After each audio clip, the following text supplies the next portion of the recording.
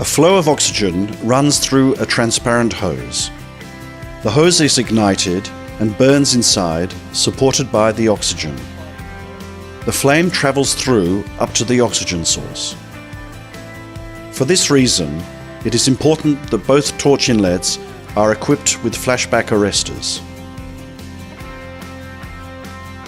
Furthermore, flashback arresters are required for protection of the regulators.